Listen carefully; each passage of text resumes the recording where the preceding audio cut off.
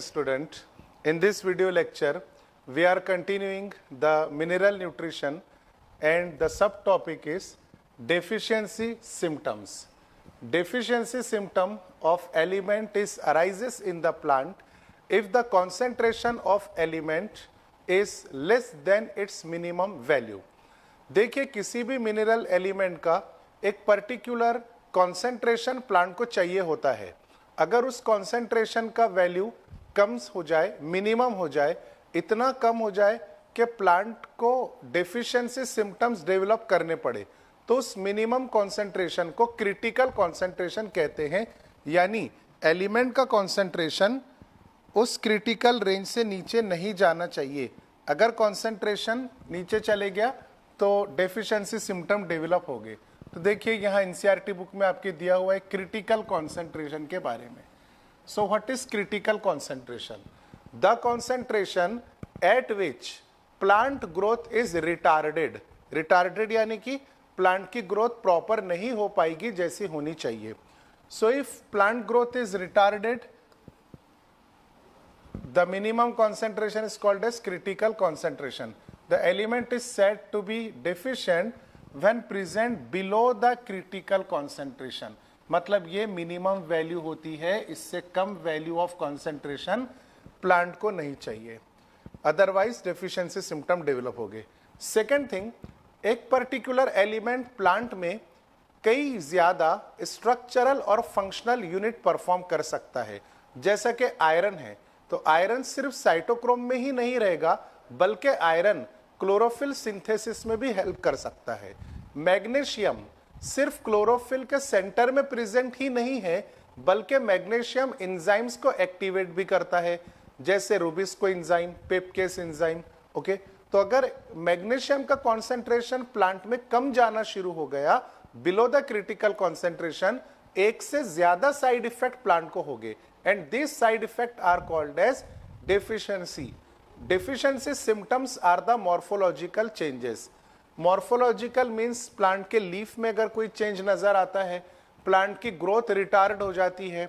Okay, plant के seed develop नहीं हो पाते हैं, फ्लावर डेवलप नहीं हो पाते हैं, तो these are the deficiency symptom. For example, अगर हम अपनी बात करें, ह्यूमंस की बात करें, विटामिन ए की डेफिशिएंसी से हमारा विजन प्रॉब्लम होता है, आइस प्रॉब्लम होता है. विटामिन सी के डेफिशिएंसी से हमें स्कर्वी होता है, मतलब हमारे दो मसूड़े हैं दांतों के, उसमें से ब्लीडिंग शुरू हो जाती है. हम डॉक्टर के पास जाते हैं तो डॉक्टर हमें विटामिन सी के टैबलेट्स देगा. विटामिन सी जैसे ही हमने हमारी बॉडी में इंक्रीज किया तो ये ब्लीडिंग बंद हो जाएगी. विटामिन ए हमने अपनी बॉडी में इंक्रीज किया तो विजन प्रॉब्लम दूर हो जाएगा. सेम इसी तरह से प्लांट के बॉडी में जो मिनरल डेफिशिएंस हैं, अगर आप उनकी क्वांटिटी फिर से प्लांट में इंक्रीज कर देते हैं सॉइल में ऐड करने के बाद, तो प्लांट के डेफिशिएंसी सिम्टम दूर हो जाएंगे. और अगर आपने डेफिशिएंट एलिमेंट को ऐड नहीं किया, कंटिन्यूअसली एक पर्टिकुलर एलिमेंट डेफिशिएंट प्लांट में जा रहा है, यानी बहुत ही कम मात्रा में जा रहा है, तो प्लांट की डेथ भी हो सकती है. तो यहाँ पर सेकेंड पैराग्राफ में उसी का एक्सप्लेनेशन है कि each element has one or more specific structural or functional role in the plant. In absence of any particular element, plant show certain morphological changes. अब हर एलिमेंट के अपने अपने मॉर्फोलॉजिकल चेंजेस हैं. जैसा कि अगर लीफ का कलर नॉर्मली ग्रीन होता है, येलो हो गया, तो आप समझ सकते हैं कि इसमें क्लोरोफिल की डेफिशिएंसी है. और क्लोरोफिल में सबसे मेन एलिमेंट होता है नाइट्रोजन. तो आप अंदाजा लगा सकते हैं कि नाइट्रोजन के डेफिशिएंसी से लीफ का कलर येलो हुआ, क्योंकि क्लोरोफिल का डिस्ट्रक्शन हुआ. And destruction of chlorophyll is called as chlorosis. Okay, तो ऐसे बहुत सारे सिम्टम हम आगे देखेंगे. These morphological changes are indicative of certain element. यानी जैसे मॉर्फोलॉजिकल चेंज आया उसके हिसाब से आप अंदाजा लगा सकते हैं कि कौन सा एलिमेंट प्लांट में कम हुआ होगा. Okay, this are deficiency symptom. फिर यहाँ पे दिया है नेक्स्ट पैराग्राफ के अंदर कि deficiency symptoms are also depend on the mobility of element. कुछ एलिमेंट ऐसे होते हैं जो प्लांट में रेडिली मोबिलाइज्ड होते हैं, मतलब ओल्डर पार्ट से ये एलिमेंट यंग पार्ट में ट्रांसलोकेट हो गए। For example nitrogen, potassium and magnesium, ये याद रखना है आपको। These elements are actively mobilised in the plant body. अगर कोई ऑर्गन बहुत ज्यादा ओल्ड हो गया, ऑर्गन एग्जाम्पल हम लीफ ले लेते हैं, अगर लीफ बहुत ही ज्यादा ओल्ड हो गया और वो लीफ डेथ होना शुरू कर देता है, मतलब सेनेसेंस होता है अगर उस लीफ में, तो वो लीफ क्या करेगा कि अपने अंदर के नाइट्रोजन, पोटेशियम और मैग्नीशियम को जाइलेम या फ्लोएम के थ्रू, मोर स्पेसिफिकली जाइलेम के थ्रू वापस कंडक्ट करेगा यंग लीफ में, ताकि यंग लीफ को डेथ होने से पहले पहले सारे एलिमेंट दे दे। लेकिन कुछ एलिमेंट इस ओल्डर लीफ में ऐसे भी हैं जो ओल्डर लीफ का स्ट्रक्चरल पार्ट बन जाते हैं, जैसा कि कैल्शियम, सल्फर। ये कैल्शियम और सल्फर ओल्डर लीफ से यंगर लीफ में फ्लो नहीं होंगे।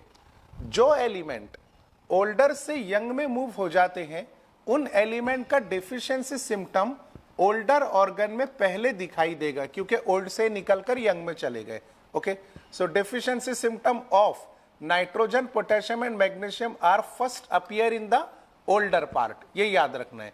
But there are some element, for example calcium and sulphur, the deficiency symptom of calcium and sulphur are first appear in the young leaf, क्योंकि calcium और sulphur old से young में translocate ही नहीं हुए हैं। तो डेफिशिएंसी कहां पर आएगी इसकी?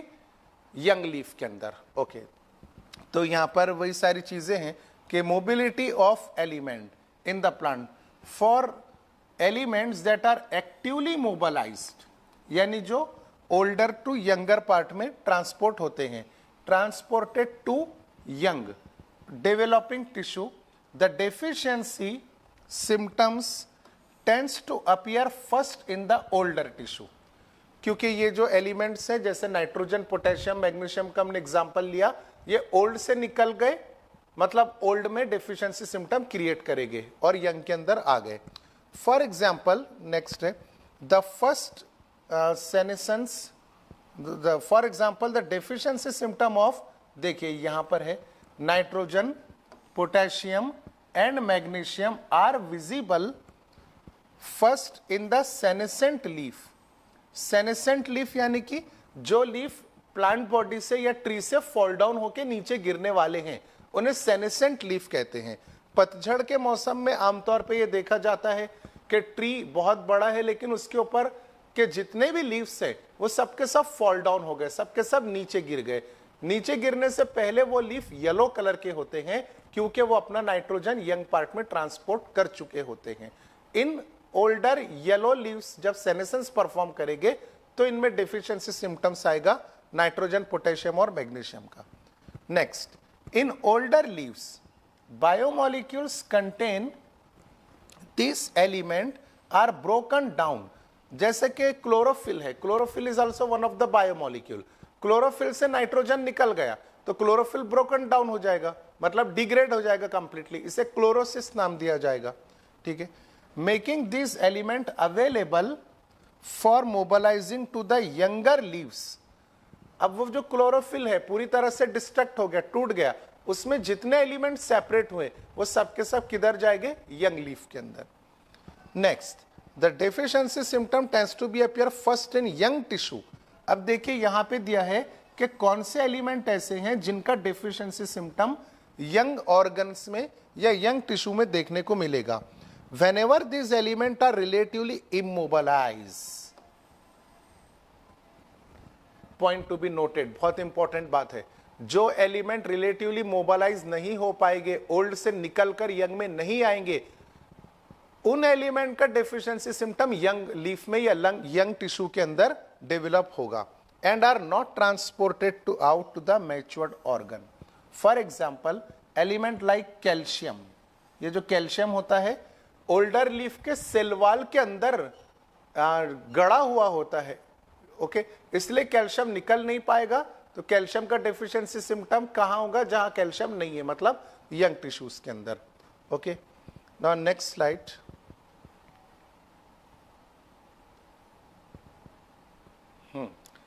तो that calcium become structural component of the cell and hence not easily released out. This aspect of mineral nutrition of plant great significance important to agriculture and horticulture. ये क्वेश्चन पूछ सकता है आपको एग्जाम में कि mobilization of mineral elements is important in which field. So there are two field in which mineral mobilization having the significance. These two field are agriculture field and horticulture field. Okay, the kind of deficiency symptoms shown in the plant include chlorosis. Chlorosis का मतलब मैं orally explain किया, यहां लिख देता हूं, loss of chlorophyll और breakdown of chlorophyll is called as what? Chlorosis. Necrosis, necrosis का मतलब होता है death of tissue, death of tissue, यानी लीफ में जो टिश्यू की डेथ हो जाती है, जिनका मेटाबॉलिज्म कंप्लीटली स्टॉप हो जाता है, उन डेथ टिश्यू के रीजन को नेक्रोसिस कहेंगे। उस रीजन के आसपास येलो कलर की वेन्स फॉर्म हो जाती है, मींस येलो कलर के स्पॉट्स हो जाते हैं। स्टंटेड प्लांट ग्रोथ, स्टंटेड का मतलब प्लांट के ग्रोथ स्टॉप हो जाना, मतलब जितना प्लांट स्पीड में बढ़ता है उतनी तेजी से प्लांट नहीं बढ़ पाएगा। जिसमें स्टंटेड ग्रोथ हो गई वो प्लांट छोटा का छोटा ही रह जाएगा। Premature fall of leaf, leaf older होने के बाद, लीफ का एज कंप्लीट होने के बाद आमतौर पे लीफ फॉल डाउन होते हैं। लेकिन अगर किसी प्लांट में मिनरल की डेफिशिएंसी हो जाए तो उस प्लांट में लीफ मैच्योरिटी से पहले ही गिर जाते हैं, ग्रीन के ग्रीन लीफ फॉल डाउन हो जाते हैं नेचुरली।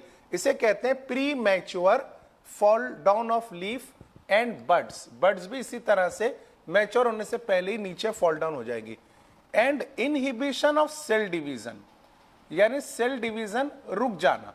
अब अगर सेल का डिवाइडेशन रुक जाएगा, माइटोसिस अगर रुक जाएगा, तो नंबर ऑफ सेल लीफ में इंक्रीज नहीं हो पाएंगे, जिसकी वजह से लीफ का एक्सपांशन रुक जाएगा, मतलब लीफ की ग्रोथ भी रुक जाएगी। तो ये जितने पॉइंट है आपको इनकी लिस्ट बनानी है कि कौन से डेफिशिएंसी सिम्टम प्लांट में होते हैं। जैसे लिस्ट में सबसे पहले आप लिखेंगे क्लोरोसिस, सेकंड लिखेंगे नेक्रोसिस, थर्ड आप लिखेंगे inhibition of cell division, inhibition of cell division, फिर आप लिखेंगे premature fall of leaves and buds. इनको बाकायदा नंबरिंग देनी है, first, second, third, fourth. Okay, तो इससे पता चलेगा कि इतने डेफिशिएंसी सिम्टम मिनरल न्यूट्रिशन की डेफिशिएंसी की वजह से प्लांट में क्रिएट होते हैं। अब उसने सभी सिम्टम के बारे में यहां पे आगे दिया है, ये यहां से chlorosis, chlorosis is the loss of chlorophyll, वही आ गया फिर से, leading to the yellowing in leaf, loss of chlorophyll. Chlorophyll molecules अगर लॉस हो जाएंगे तो लीफ का जो ग्रीन कलर है वो भी लॉस हो जाएगा, जिसकी वजह से लीफ कौन सा कलर अपीयर कर लेगा? Yellow colour. ओके, फिर उसके बाद देखा है कि this symptom is caused by deficiency of element like nitrogen, potassium, magnesium, sulphur, iron, manganese, zinc and molybdenum. So this group of element cause the chlorosis। आप ये सबसे इजी मेथड बच्चों में आपको बता रहा हूं आपके नोट्स तैयार करने का। मुझे बहुत सारे बच्चों के कमेंट भी आए यूट्यूब चैनल के ऊपर कि सर नोट्स बनाने का मेथड बताइए। इस चैप्टर में, हर चैप्टर में अलग अलग मेथड्स बताऊंगा। इस चैप्टर में सबसे इंपॉर्टेंट चीज है टेब्यूलेटेड फॉर्म। लास्ट लेक्चर में हमने रोल ऑफ न्यूट्रिएंट्स स्टडी किए, उसके भी आपको टेबल बनाना है। और अब जो डेफिशिएंसी सिम्टम है इसमें भी टेबल बनाना जरूरी है। सबसे पहले आप क्या करेंगे कि पहले कॉलम में हेडिंग डालेंगे डेफिशिएंसी सिम्टम, उसमें पहला लिखेंगे आप क्लोरोसिस, क्लोरोसिस की डेफिनेशन वही ब्रैकेट में लिख लीजिए शॉर्टकट के अंदर, लॉस ऑफ क्लोरोफिल। फिर उसी के सामने नेक्स्ट कॉलम के अंदर आप उन एलिमेंट्स के नाम लिखेंगे जिनकी वजह से क्लोरोसिस होता है। तो कौन से एलिमेंट्स हैं वो यहां पर दिया है, nitrogen, potassium, magnesium, sulphur, iron, manganese, zinc and molybdenum. और इनको बहुत ही अच्छी तरह से बच्चों याद कर लेना है, मतलब इस ग्रुप में से एक भी एलिमेंट मिस ना हो पाए, सबके सब एलिमेंट याद रखना है, क्योंकि क्वेश्चन में पूछता है, क्वेश्चन में इन सब एलिमेंट के नाम देगा जैसा बोर्ड बुक पे लिखे हुए वैसे ही। और क्वेश्चन है कि which this group of element cause which type of deficiency symptom. नीचे ऑप्शंस रहेंगे, ऑप्शन में आपको सिलेक्ट करना पड़ेगा क्लोरोसिस। तो ये उसी वक्त सक्सेसफुल हो पाएगा जब आप अपनी बनाई हुई टेब्यूलेटेड नोट्स को पूरी तरह से याद कर लेंगे। इसको बार बार रिवाइज करते जाना पड़ेगा। ओके, चलिए नेक्स्ट आगे बढ़ते हैं। Second deficiency symptom is necrosis. अब नेक्रोसिस क्या होता है, जैसा मैंने आपको बताया यहां पर, death of tissue is called as necrosis. Particularly leaf tissue, mesophyll cells की डेथ हो जाना इसे नेक्रोसिस कहते हैं। और नेक्रोसिस क्यों होता है, is due to the deficiency of, अब आपने टेबल में क्या लिखे पहले कॉलम में, फर्स्ट क्लोरोसिस, सामने ग्रुप ऑफ एलिमेंट आ गए। सेकंड नेक्रोसिस, नेक्रोसिस के सामने आपको इनके एलिमेंट्स लिखना है जो एलिमेंट नेक्रोसिस कॉज करते हैं, calcium, magnesium, copper and potassium.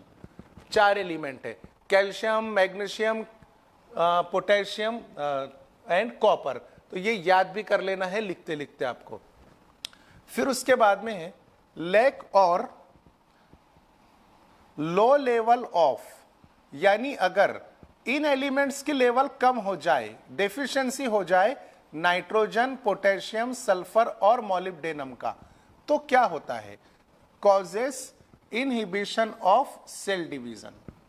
आपके कॉलम में जहां पर इनहिबिशन ऑफ सेल डिवीजन लिखा है उसके सामने अब आपको कौन से एलिमेंट लिखने हैं, नाइट्रोजन, पोटेशियम, सल्फर, मोलिब्डेनम। इन चार ग्रुप ऑफ एलिमेंट की वजह से सेल डिवीजन रुक जाता है, सेल डिवीजन इनहिबिट हो जाता है। Next, some elements like nitrogen, sulphur and molybdenum, ये तीन एलिमेंट ऐसे हैं जो डीले इन फ्लावरिंग करते हैं, यानी प्लांट पर जिस सीजन में फ्लावर लगना चाहिए उस सीजन में नहीं लगेगा, बल्कि सीजन जाने के बाद एंड में फ्लावरिंग प्रोड्यूस होगी। इसे कहते हैं delay of flowering. So this three element, nitrogen, sulphur and molybdenum, delay flowering if their concentration in plant is low. तो देखिए आपको यहां पे इस पैराग्राफ में चार सिम्टम्स दिए हैं। कौन से चार symptom, chlorosis, necrosis, inhibition in cell division and delay of flowering. उनके पर्टिकुलर ग्रुप ऑफ एलिमेंट भी दे रखा है जो आपको नोट्स में लिखना है।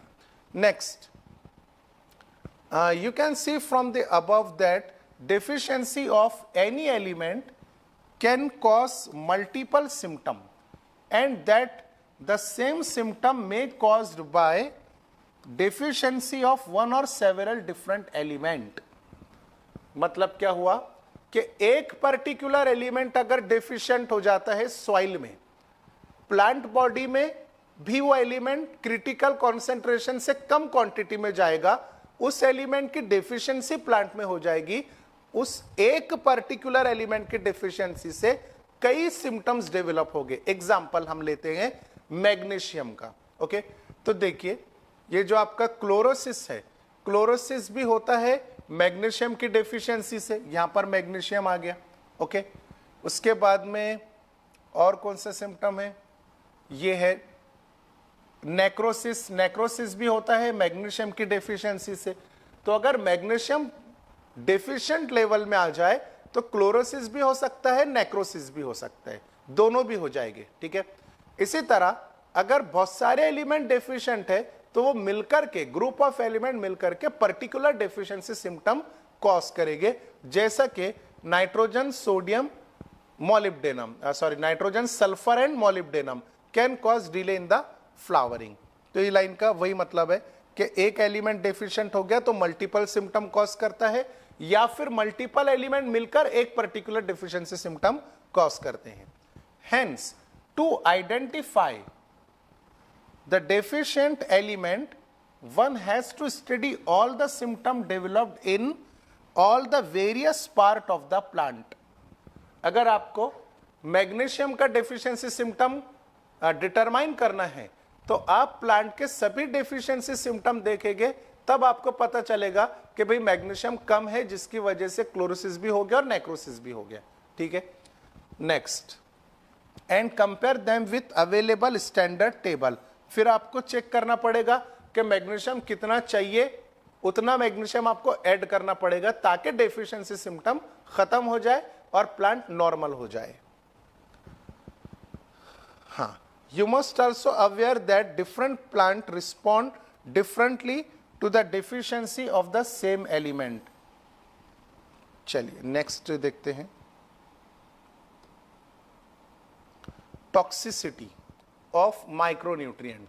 देखिए, टॉक्सिसिटी का वैसे तो मतलब होता है हार्मफुलनेस और पॉइजनसनेस, लेकिन यहां पर टॉक्सिसिटी का मतलब हम लेंगे एक्सेस क्वांटिटी और मोर क्वांटिटी।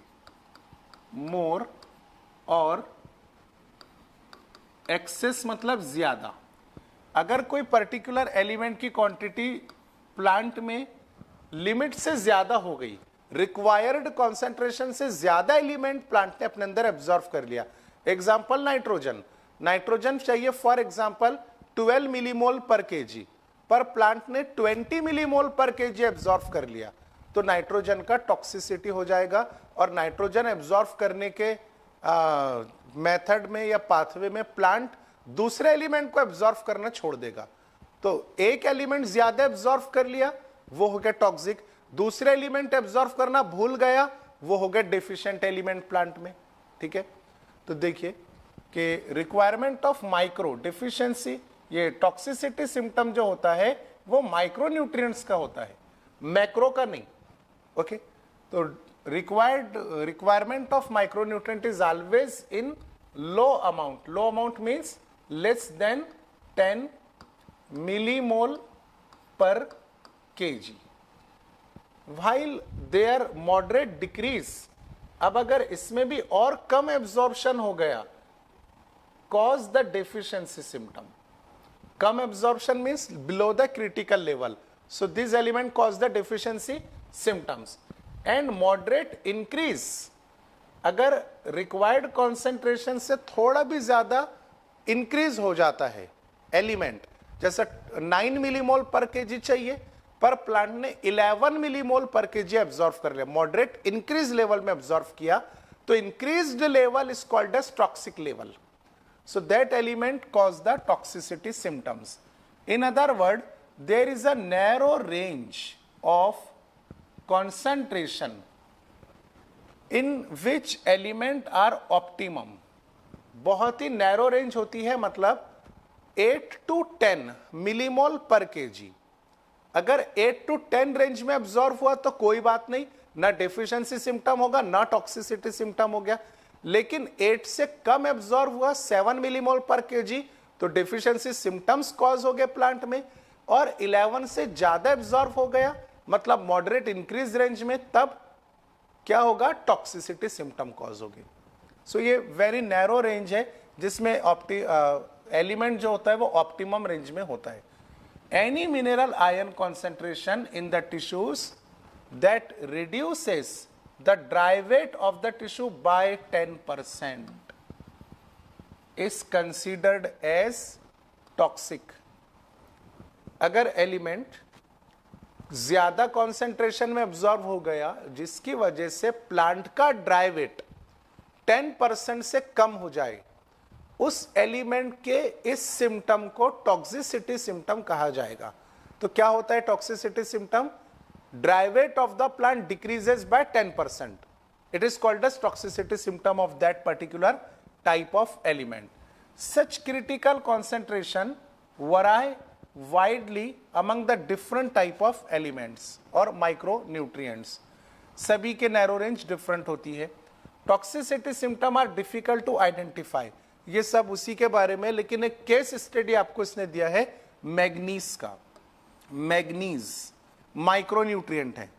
मैग्नीज को प्लांट 10 मिलीमोल पर केजी से कम एब्जॉर्ब करता है, लेकिन अगर मैग्नीज का एब्जॉर्प्शन 10 मिलीमोल पर केजी से ज्यादा हो गया तो मैग्नीज क्या कॉज करेगा?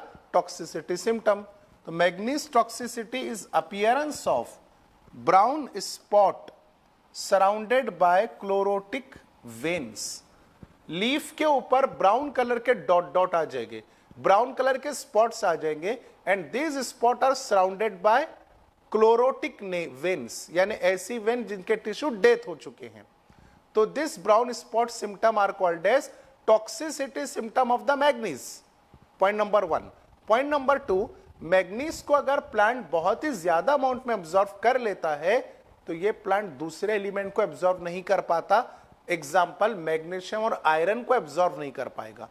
तो प्लांट में मैग्नीज का टॉक्सिसिटी सिम्टम इस बात का सबूत है कि प्लांट में मैग्नीशियम और आयरन का डेफिशिएंसी सिम्टम होगा।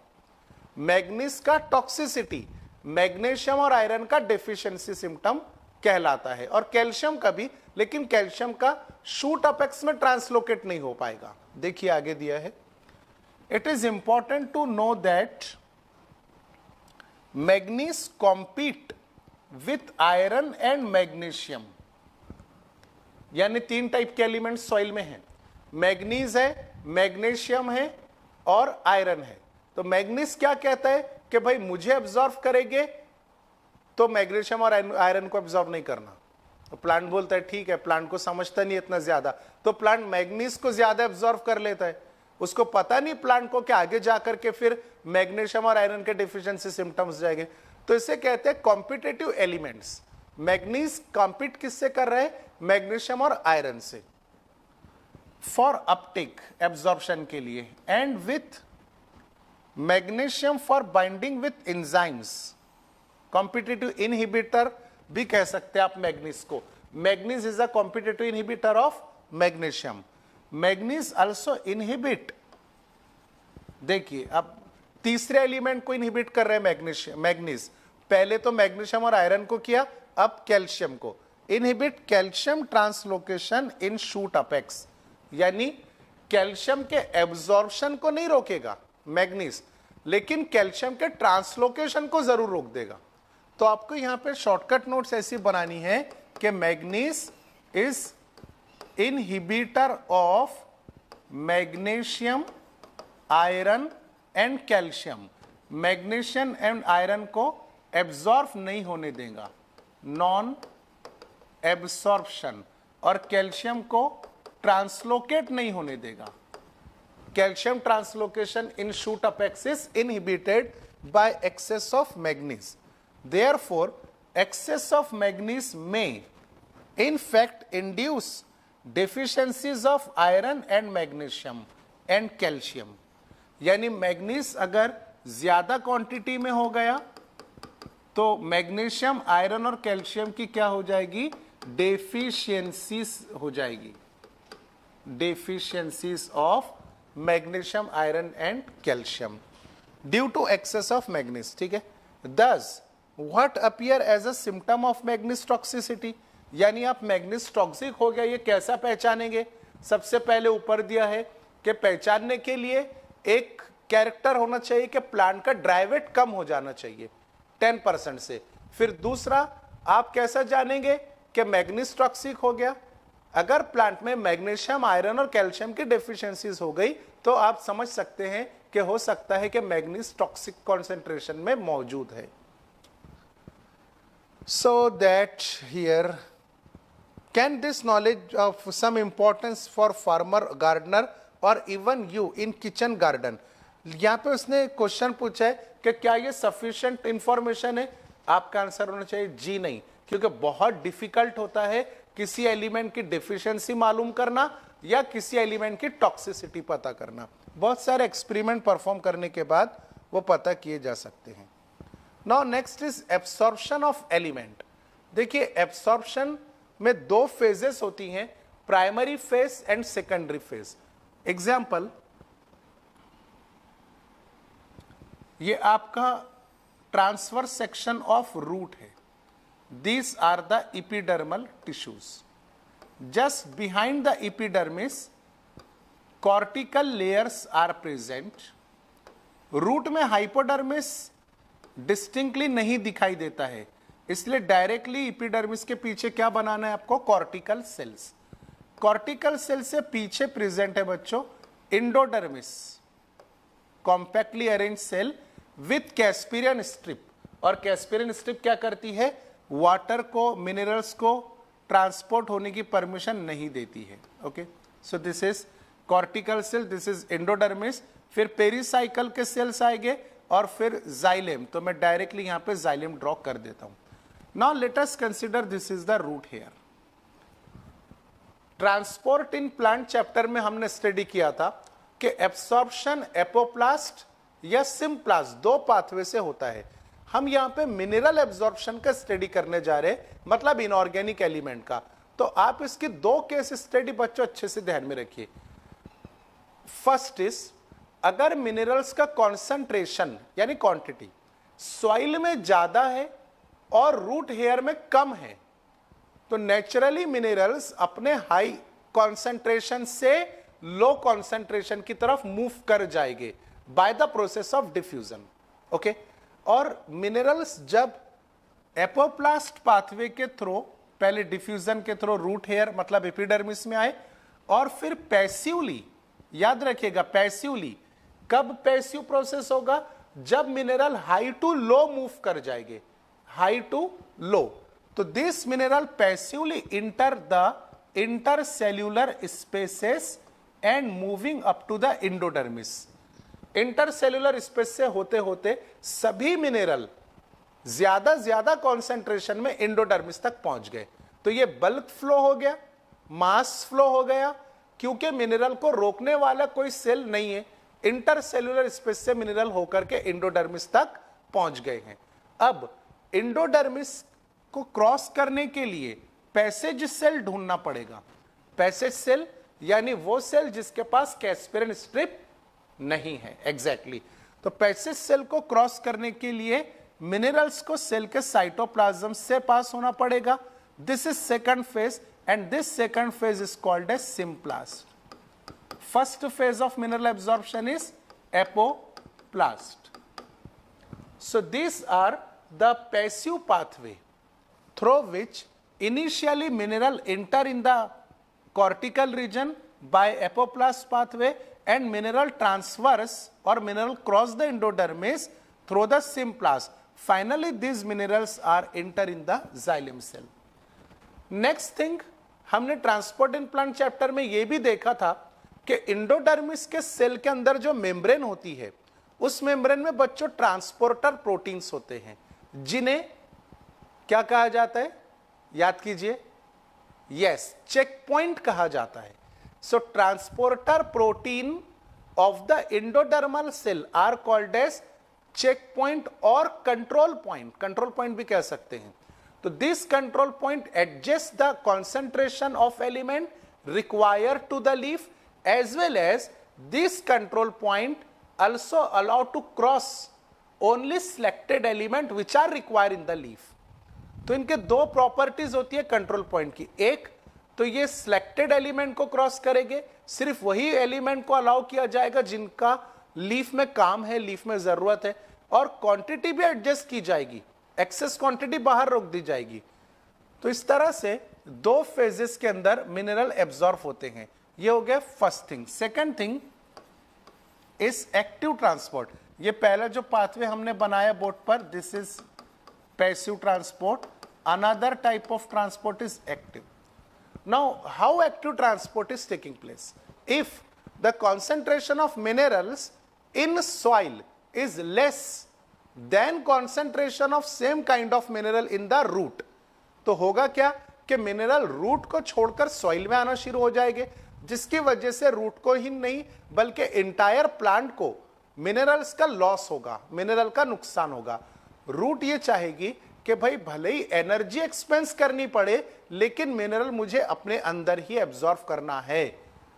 तो इस पाथवे में क्या होगा कि cortical cell more and more cellular respiration perform करेंगे, huge amount of ATP produce करेंगे, एटीपी की मदद से कम क्वांटिटी को ज्यादा क्वांटिटी की तरफ खींचेंगे, means against concentration gradient, and this transport is called as active transport. तो ट्रांसपोर्टेशन ऑफ मिनरल एक्टिवली भी हो सकता है और पैसिवली भी हो सकता है, याद रखिएगा। Movement of mineral is called as flux. Minerals के मूवमेंट को क्या कहेंगे? Flux. If minerals enter in the cell, if minerals enter in the cell, then this process is called as influx.